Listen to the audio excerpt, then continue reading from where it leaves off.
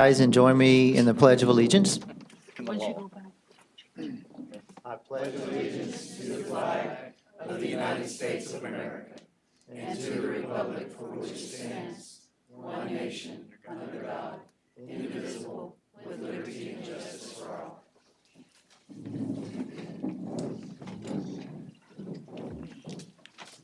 Thank you. Welcome to our May 2nd meeting.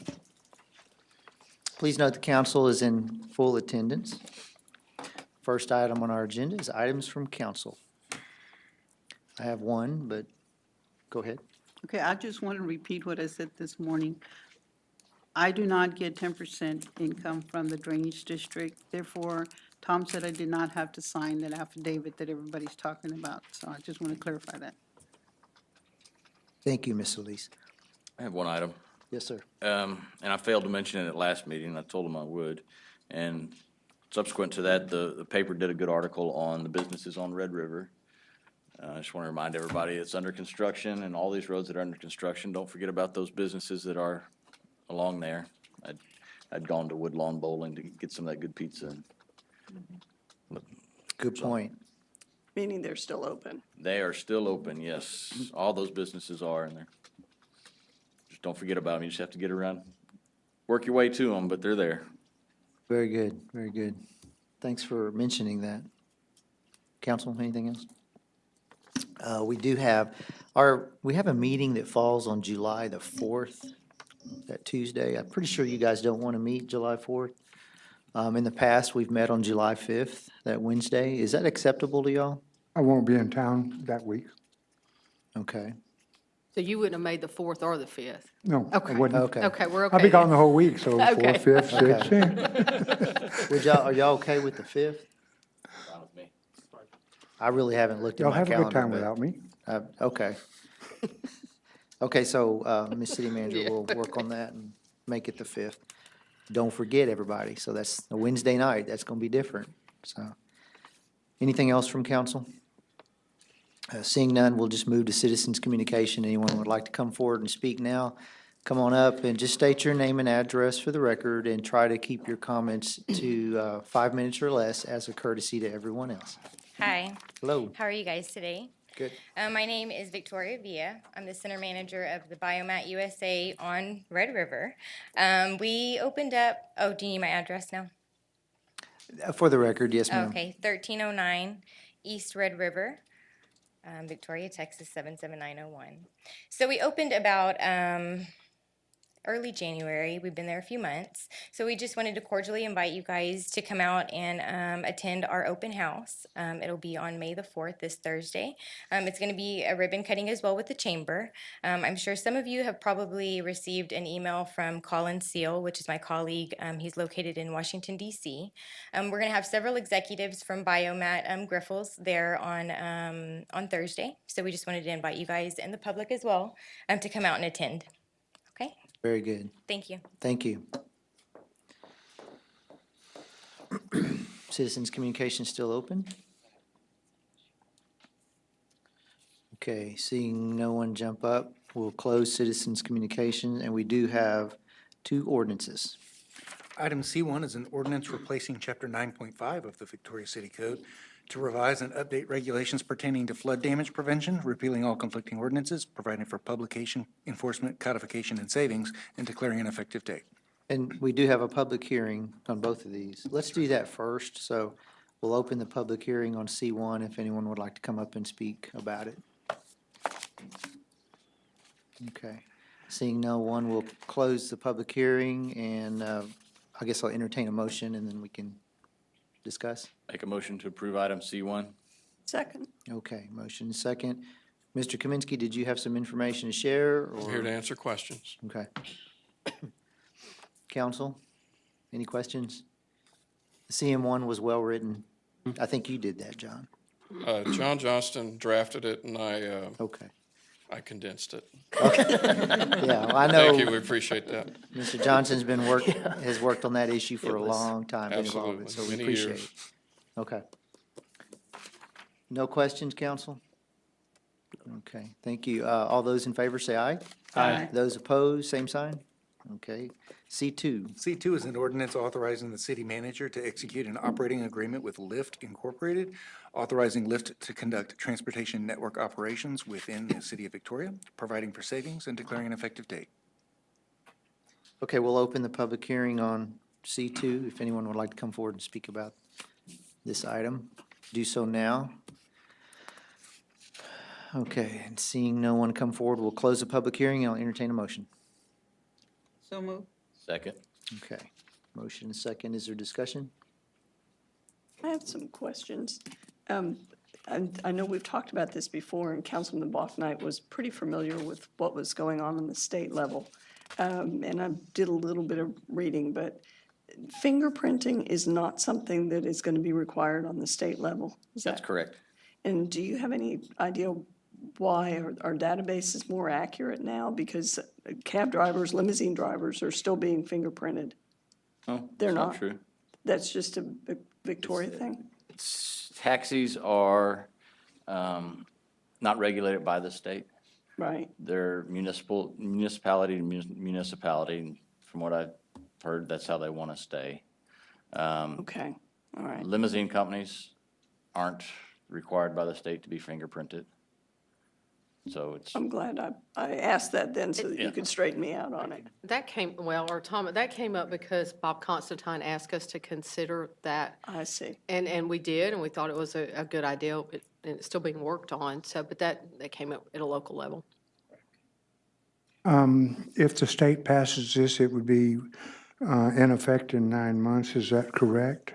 September 1st, unless they get 2/3 majority of both houses. Okay. Then it becomes immediate? June 1st would be the Um, effective date. 2/3 of the House, right? I believe it did, but it's fully engrossed and it's for the Senate now to take up. But they are already operating in Victoria. I don't know that. I do. Okay. Okay. And they operated before they asked us. They said our ordinances don't count. And now they're asking for a free ride until it becomes a state law. Now, probably will pass, as you mentioned. I hate to count my chickens for their hats type thing. But the methodology that they used is slightly bothersome to me. Why do anything then if they're going to do as they please? Well, I would argue that we don't have a good ordinance that really deals with their type of business model. I don't think it falls between under the taxi one or the limousine. There's no method for dealing with a digital network type of operation. And under previous questioning from the city attorney, he disagreed with that, but let that go. That's what would go to a court, and we don't want to go that route anyway. But from what I understand, they're just an app that people can get into and get a ride sharing basically, and it's a great thing coming for the future. I'm not against it a bit. It's kind of their methodology is slightly bothersome to me. If I was a independent dispatcher and I only dealt with taxi cabs that were independent operators, I would be a pencil and paper version of what they're doing. I guess. That's pretty much what I see is, I mean, you're still, to a large extent, you're still using your phone. You're just using the app part of it, not the dialing part of it. And you're calling for a ride. I mean, it is much more sophisticated communication, don't get me wrong, and is able to handle many times the volume, again, don't get me wrong. I'm curious why we're doing anything. If we're not going to enforce what we have, then let's just let it ride. It's interesting, and may I? Sure. The very nature of the business is the reason they were able to get activated so fast. The customer has a tremendous amount of information. When you call a Absolutely. cab, typically, you know what the cab might look like because they have a fleet of similar vehicles. You don't know the driver, you don't know where they're at. This thing gives the customer tremendous information. They can rate the driver and decide whether or not other people read ratings if they want to get in with that driver. They know where they're at, they know when they're going to be there. No, I They think know it's what the wonderful. car looks like, the color of it. I mean, it's License plate. it's an entirely different animal. And so the interesting thing to me was the fact that occurred so fast, and government by its very nature, with all our checks and balances, moves so slow because we have to. It's just a little overlap here is all I saw. I think the agreement, you guys, and I commend Mr. Bachnight, we knocked this out as quick as we could. Absolutely. There's no, I wouldn't call it selective enforcement. And I'm not addressing your comment specifically, Mr. I'm Pascal. just I've had trying a to lot make of the people point that what has occurred. ask me, but, there's discretion, obviously, in all forms of our law that are exercised at different times. It's just that there was no desire necessary. I suppose, I'm rambling now, but if a Lyft driver was pointed out, hey, he's operating without an agreement, would we act? Yes, I would assume. That's for staff I would assume they would enforce the law. That didn't occur. But it's just kind of ironic, the fact that it's so efficient, so incredibly efficient that it Yeah, got we could find started one right now. so quick before we could even get around to getting this on the agenda. So I'm for one, and think it's great. You want to ride? I think it's great that our citizens have this new service available to them, and I sure as hell don't want us getting in between the customer and the company. I'm ready to go, so. I got one word of caution about it, and this has happened in different cities, different companies, not Lyft, but sometimes the driver will hand out a card to you and say, just call me if you want to ride. I caution everybody against doing that. Unless they have a commercial automobile liability policy, the customer is likely not going to be covered in case of an injury while in that car for hire. So I would say use the app and don't take that, $2 off or whatever, because you're going to put yourself in jeopardy. So. Sound advice. Well, my further comment would be, under standard liability that you have to get on the road, you need $30,000, $60,000 per accident, $25,000 property damage. The commercial liability that Lyft is requiring is $50,000 instead of $30,000, $100,000 instead of $60,000 per accident. A couple of SUVs get into a wreck, that's over $100,000.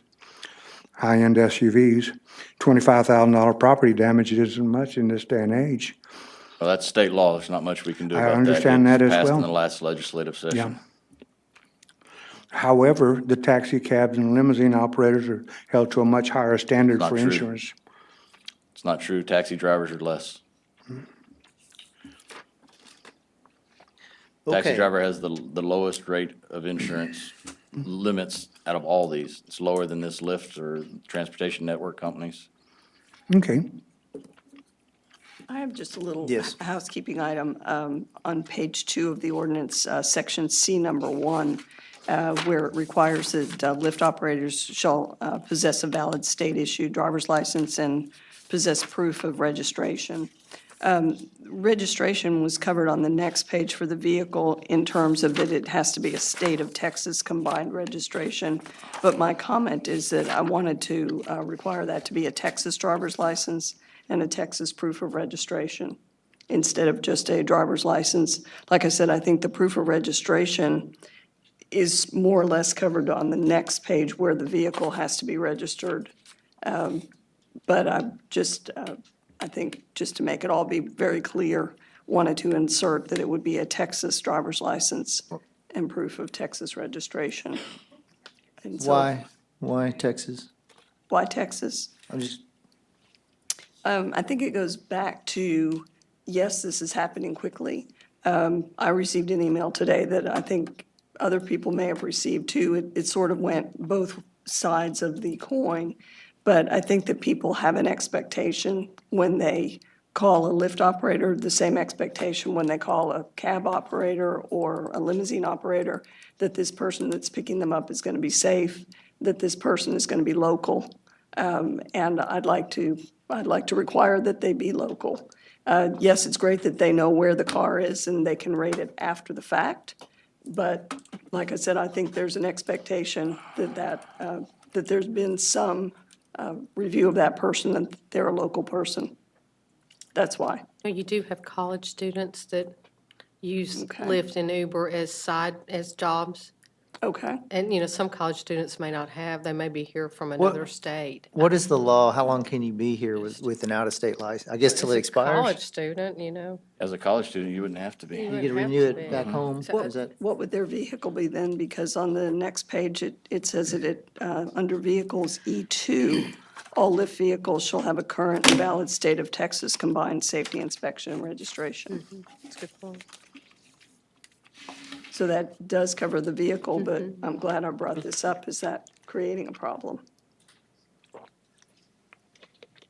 And I wouldn't want it to not be a registered readings for Texas You vehicle. have two. Can we, you want to maybe get that on the second reading and Yeah, reconcile that? Okay. because I don't think House Bill 100 specifies it as a Texas driver's license. Okay, And that's kind of what this was modeled after, and I'm The- just looking through it right now, but I don't have an answer for you right now, if I can find it fast enough, but. okay, yeah, sure. And we be can do that. prepared with a motion to Yes. amend at the next one? Would Okay. that be okay? Okay.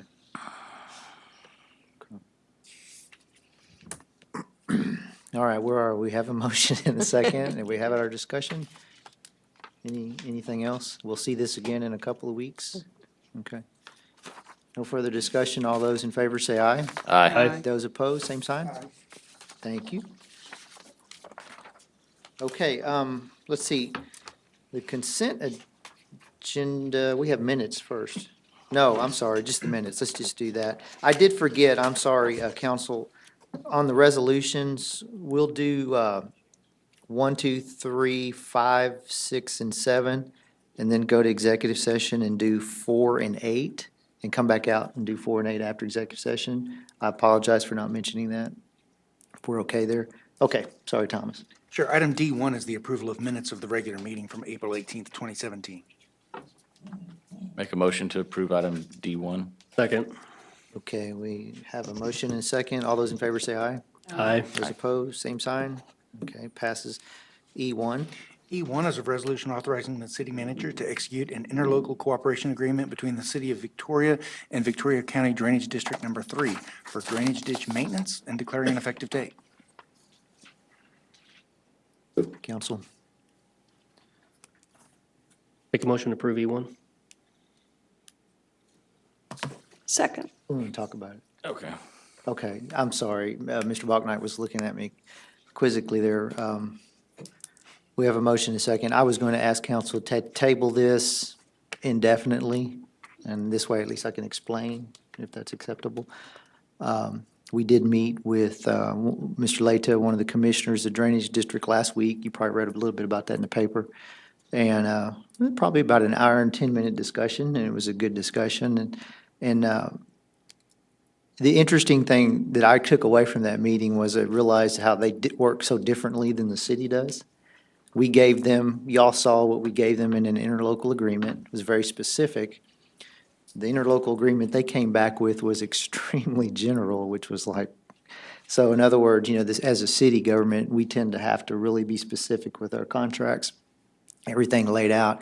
They don't tend to do that as much, which I'm not saying good or bad or anything. It's just, so we were pretty far apart in these two understandings of these two agreements. But the good part is, Mr. Leta expressed very much a willingness to perform work in the city. And as a matter of fact, they're already mowing now, and they're mowing to do an assessment. So they're actually mowing those drainage ways so they can see how long it takes and et cetera and all those things. So some of our citizens may see them out there mowing. Just know that's the drainage district folks. They're getting used to how the city, the lay of the land is in town and all that. And when they get through with their assessment, and you correct me, Ms. City Manager, we'll come back with fairly, an agreement that we can both understand and agree to. What timeframe do you think? I don't have a timeframe. Okay. They need to do their assessment because they want to, because one, they mow to keep water flowing. Yeah. We mow numerous times throughout the year for aesthetics.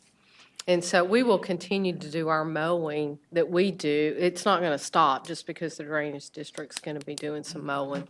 But we also have asked them to look at the actual drainage ditches themselves to assess some work that may need to be done in those ditches. And so we need to do that too before we can come back with they believe they can do. So, Like the culverts, we had one per year.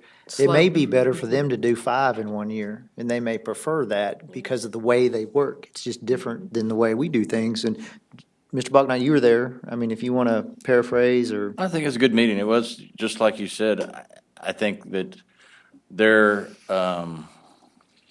interlocal agreement is something we might call a memorandum of understanding.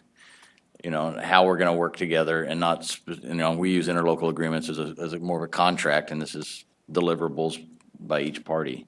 And I think that was the big confusion over the last couple of weeks on like what, each of us looking at the document the other sent over. And, but we worked through that. It's a very open and frank discussion. And, Mr. Leta, like you said, really was chomping at the bit to get started. And so I do appreciate them doing that and getting started. yeah. So I think it's going to come out okay. I just want to step back and let staff do their thing. And we'll have something in, I don't know, a couple of months maybe. I would think So I would again ask, do we need a motion to table if one of you? Yes, I need to make a motion to table this item D1. I'm sorry, E1. And there's no time period on that. Right, that's a motion to postpone indefinitely. Yes. Need a vote motion. on that? Yes, need a second. We have, and now a vote. A motion and a second to table. Are there any questions about it?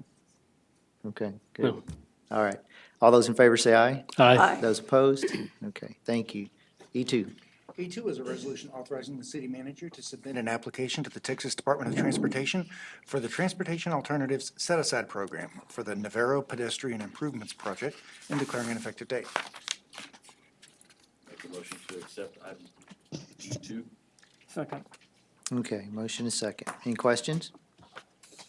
John, do you want to explain this while you're standing up there, the program, please? Sure, the program is a competitive application program statewide, primarily for pedestrian, bicycle, other alternative transportation projects. We've applied for these funds before. We have not received them in a number of years. In fact, since it's been called the TA Set-Aside Program, we haven't received funding. But you have two resolutions here, one for each project, one on North Navarro, one on the Houston Highway. They're comprehensive pedestrian safety improvement projects that will completely add and/or replace sidewalks the entire length of the two projects. They will improve the traffic signals and pedestrian crossings at the intersections. It involves removing any piece of sidewalk or driveway that does not conform to the ADA slope requirements and replacing those with new infrastructure. They're very comprehensive projects. We've been advised by TxDOT that we're not likely to get approval of a project of over $1 million or so, plus or minus $1 million, and we're not likely to get approved for more than one project. But they advise that we should go ahead and submit two and see how they stack up against one another. They'll be reviewed by the district, and then recommendations will be made to Austin. So it is a competitive process. We don't know whether we will get the money, but we think we've submitted a couple of competitive projects here. Mr. Kaminsky, you said that these are comprehensive. It's sidewalks on both sides of these streets. Sidewalks on both sides, 5 foot wide, and again, all the intersection improvements and curb ramps, all the ADA requirements will be met. So that theoretically, if people are crossing the street because of sidewalks, they wouldn't have to in those areas because there'd be a sidewalk on For the both length of this sides. project and any other sidewalks that are connecting going north and south or east-west, depending on which one we do. Thank you. Sure. Well, I know let's see, Reluctant to consider making southbound that outside lane on Navarro, southbound where it hits Airline. There was talk at one time of making that a turning lane where you would have to turn, mandatory turn onto Airline headed south or west. And they seem to be reluctant. Now this would be taking that right-of-way space. Would that be a reason why? I don't think so. I think there would be room. I think what needs to happen there to make that occur, to allow that to occur, is you have to add the additional lane to the remainder, but the right of way is there. Well, all the they way told down me to it wasn't, Airline. now it Well, is, so I'm wondering which it is. Well, maybe it's not maybe it's not enough for both, but it's certainly enough for the sidewalk. That's why I I may asked the be question. misunderstanding where that line crosses and where it actually hits at the intersection. So maybe there's not enough there for a 12-foot lane plus a sidewalk. But I mean, one really doesn't have to do with the other. If there's not enough for that lane, it wouldn't be enough for both. So, Okay, it's a good project regardless. I just, yes, sir. Good question we can ask text on the MPO meeting coming up, so. well, it was discussed at an MPO meeting, that's why I brought it Sure, up. yeah. And the question was making a turning lane, mandatory turning lane, right there in front of the health center. When you're headed south, it goes from 3 lanes to 2 lanes. Traditionally, it has a bunch of fender bender type scrapes as people try to move over into traffic that doesn't want to let them in. Obvious thing would be you've got the right of way there, and it wouldn't be very many feet to make that into a right turn lane headed south. Are you visualizing this, everybody visual? And that way it'd turn them onto Airline, take them over to Maine. It was brought up at an MPO meeting, and it was, no, we don't have the right of way. Now suddenly we do have the right of way, and I'm just curious which it is. We only need, Verify that. a little over 5 feet of right of way to construct a sidewalk. We need probably closer to 15 to 18 feet of right of way to construct that lane. And I don't know exactly how much is there, but obviously it must be less than that. Well, I know we're on E2 and we'll do E3 quickly, but I surely hope E3 works out. That section of Houston Highway, this is where we've had so many fatalities. I mean, and perhaps this would encourage them to go down to the intersection, but that right there is a good spot. I hope that works out. Okay. All right. Well, good luck with everything. Yes, sir. Hope we get it. So E2, any further discussion on E2? If not, all those in favor say aye. Aye. Those opposed? Okay, E3. E3 is a resolution authorizing the city manager to submit an application to the Texas Department of Transportation for the Transportation Alternatives Set-Aside Program for the Houston Highway Pedestrian Improvements Project and declaring an effective date. So move. Okay, motion and seconded. Is no further discussion on that one? Just a Yes, quick ma'am. question, just based on what you just said. It's not related, so I apologize, but the lighting in that area, that's not part of this project, but. Is Street that- lighting? Street lighting. No, it's not. Is that something, could I request that we look at that? I'm sure it costs money, but I don't know if the lighting is adequate, if there are other light bulbs that might produce more. I'm not really sure if that's part of the problem, but certainly in the dark in that area, that might be something to look at in a year or 2 or 3 or 4. Thank you. No, that's a good point. Is that mainly across from HEB? Because that seems to be where the people, Yeah, if if they were in black, I'm sorry, but you can't see them. right. Yeah. It's terrible. And it is light there, so I'm not really sure, but maybe a little further with the hotel. We'd like pedestrians to quit crossing mid-block and cross at the lights. I mean, I can't sit here and not say that. I mean, we really need, and I understand human nature, they're going to take the shortest route, but we need to encourage people to cross it. Oh, yeah. That's 6 lanes, and that's tough to It cross. is, it really is. matter what. So, I'm sorry for any accidents, but we need to encourage the public to cross at the crossings. Charmel, Yes. I think, because see, one of the times when I was when I was going down the Houston Highway, I thought, okay, there's the bench for the bus stop, and then it's on the other side, but it's not anywhere close to the intersection. I don't know if that's the problem or what, because they'll just run from one side to the other. And I don't know whether that would be something that we could look at Be glad moving to. them or Sure. something, because. I do it's agree just- with that they should be glad closer to to. the intersections in Right, general. right, because they're a little too far away from the intersections. I know that's probably for safety reasons, but maybe they could go inside of the parking lot at HEB instead of, so the people don't cross right there. Good suggestion, thank you. Okay. Okay. Any further discussion on E3? If not, all those in favor say aye. Aye. Those opposed? Okay, so we'll go to E5. Item E5 is a resolution authorizing the city manager to execute an interlocal assistance agreement with the local mental health agencies to establish a multi-agency task force to provide effective coordinated services for those experiencing mental health crises and declaring an effective date.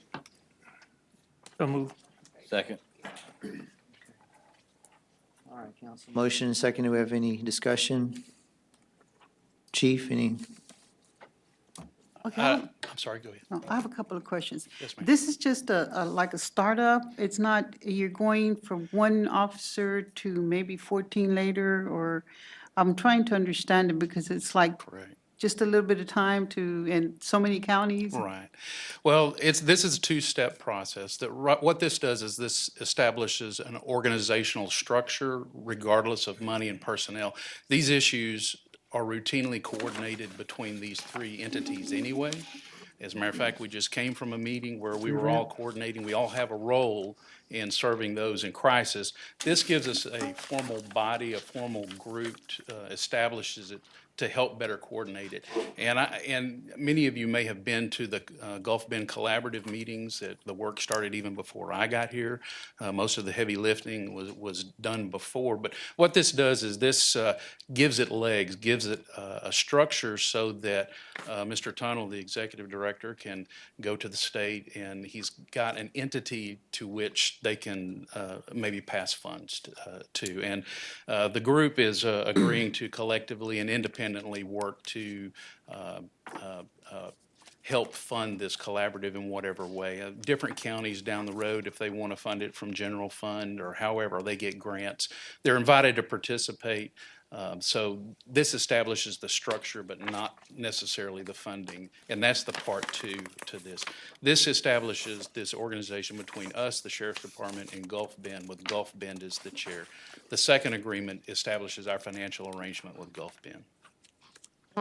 John, go ahead and explain so the public understands what we're going to do, what our officer's going to do, and our responsibility.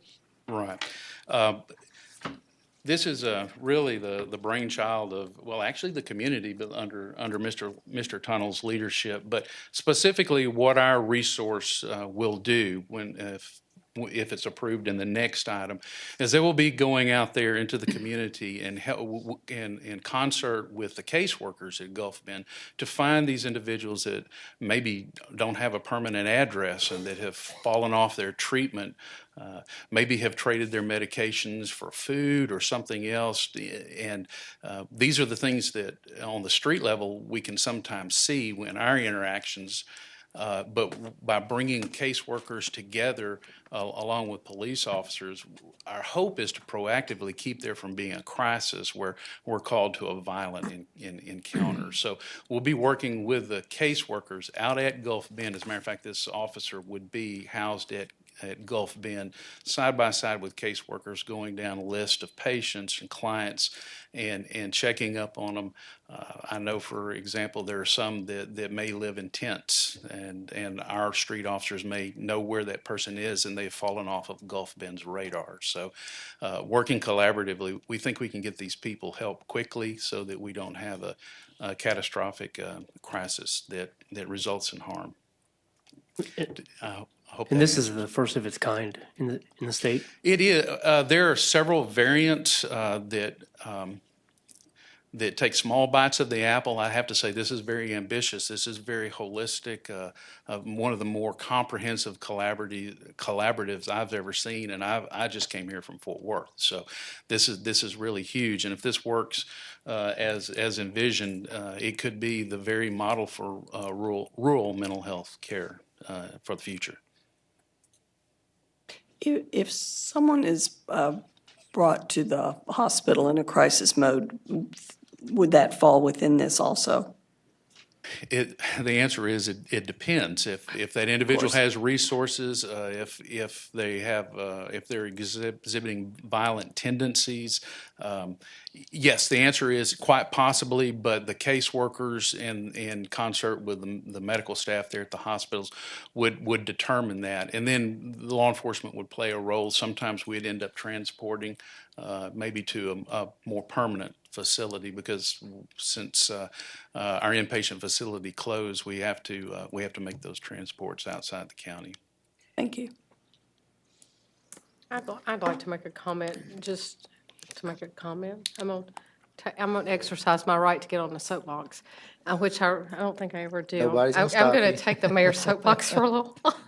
But this is a great initiative, and they're to be, Gulf Bend and Jeff to be commended for thinking of this. It's kind of like their wellness community that they've done, which is very unique to the state of Texas. However, Victoria and our region we're too large of a community and too large of a region not to have inpatient mental health facilities. And I see this as a very short-term, maybe long-term, but it still should not take away from the fact that we need an inpatient facility in this community. So I'm going to get off my soapbox. I couldn't have said it better. That's perfect. I agree. If there's room on your soapbox, I'll come stand there with you. Okay. I appreciate Mr. Tunnel being here, and thank you for Absolutely. everything you're doing. And Hayes with the sheriff's office is also, we've been working Okay. together. a Okay, great deal, welcome. so. Very good. Look forward to all the results to come. Thank you. Council, any further questions? All those in favor say aye. Aye. Those opposed, same sign. Okay. E6, thank you.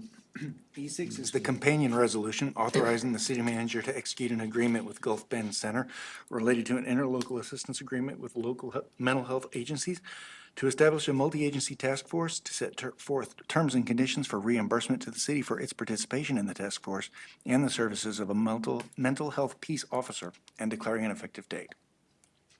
Move to adopt. Be the second? Okay. Motion second. Any discussion? Okay. All those in favor say aye. Aye. Those opposed? Okay, thank you. All right, so let's see, where are we? E7. We got it, okay, we still have 7. E7 is a resolution authorizing the city manager to amend the professional services agreement with Victoria Engineering Incorporated, doing business as Urban Engineering, for engineering services for downtown water and sanitary sewer replacement Phase 4, Projects 4A, 5A, and 6A, in the amount of $13,000 and declaring an effective date. Second. Second. So we really have to do this? Yes, sir. We sure I'm do. kidding. No, I appreciate the work that they have done, and I know this project is ahead of schedule, a little bit, A little bit. so very good. Oh, sir. the total project. The total project, yeah, very good, so. Any questions, council? A question. The maps in Exhibit A or B in page 1 of 2 and 2 of 2, you have the dotted lines that say added. Was that added for this amendment or is it before? Get there. See, I think Ken,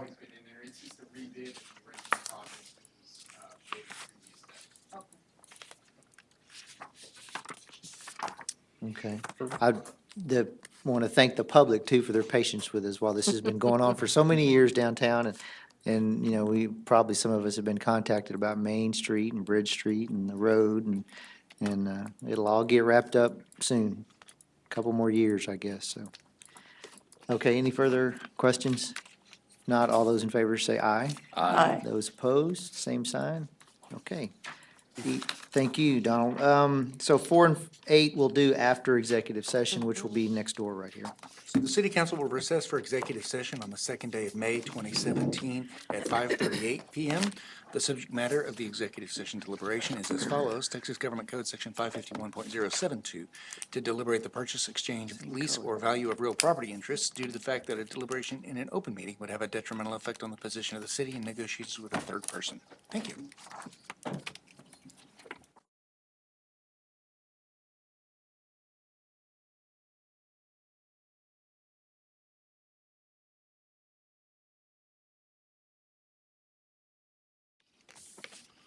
Okay, E4. E4 is a resolution authorizing the city manager to execute the First Amendment to the purchase agreement with Schuler Development LLC to extend the due diligence period and declaring an effective date. Mayor and council, there is a substituted version of the amendment that I distributed in executive session, and I'll be happy to share with the media as soon as this is over, that it is a 90-day extension with $5,000 hard money to be put up. And so I'd ask that this resolution include that as the attachment rather than what was included in your packet. Council, Make a motion to approve E4. Second. motion and second. I don't assume there's any other discussion. All those in favor say aye. Aye. Those opposed? Thank you. E8, E8 is a resolution authorizing the city manager to execute an unimproved property contract for the purchase of 5.41 acres of real estate from the Barbara B. Diebel Family Limited Partnership and declaring an effective date.